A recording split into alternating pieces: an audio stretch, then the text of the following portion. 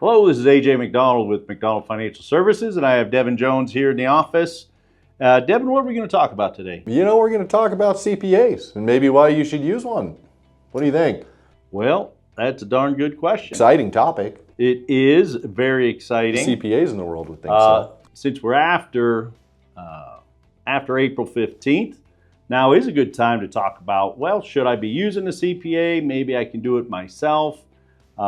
A couple things to think about. Obviously, if you have a very complex financial situation, you probably want to bring in a CPA and help you to determine,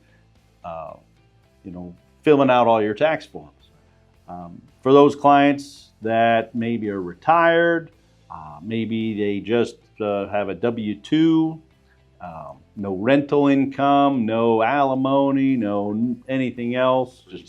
Pretty simple. Maybe just 1099, maybe, or 1098 tax forms. Well, do you need to have a CPA? Probably not. Probably not. But you don't. Who knows? I mean, if you don't feel comfortable doing your own tax, I would suggest it. Yes. Yeah. Well, I think that's a good point. A lot of these tax forms that I just mentioned are pretty intimidating to people. A lot of people don't keep them. They're mailed out in January, some into February, sometimes a little later. A K-1 can be mailed as late as October. So you're going to have to file an extension if you're waiting on a K-1. So a lot of those things, well, heck, you need some help. And even if you have a pretty simple return, you probably need some help if you just don't feel comfortable with those documents.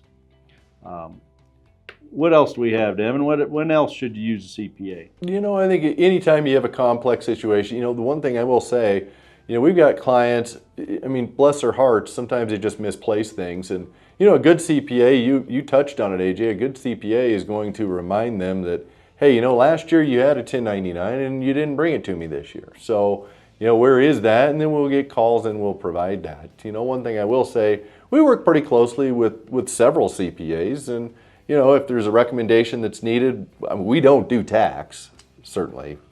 So not yet. Not yet, right. So that's hopefully coming, right? It is. Hopefully it's coming, but we've got some connections that certainly we could pass on as well. So. And I guess another recommendation would be to start early, but don't start too early. Right. Definitely a good idea to start gathering up all your documents in January, but you don't need to file your taxes the middle part of January. Right. If you like to do them yourself, because we've seen it over and over again where, whoops, I forgot that tax form, and now come February 1st, now I got to amend my return that I just did 2 weeks ago. Right. So be a little bit patient, but don't wait till the very last minute either. Yeah, that's a good point. Being too patient is not a good thing either. No, it's a little bit like Goldilocks. Don't wait till the last minute and don't do it too early. Do it just at the right time. That's right, yeah. So if you have any other questions, we do review tax forms. We'd be happy to do that for you and see if there's anything that you could do maybe different in the years ahead to minimize taxes. We do have some software that we can use to do that. But if you have any particular questions, Devin and I would be happy to answer them. And thanks for watching.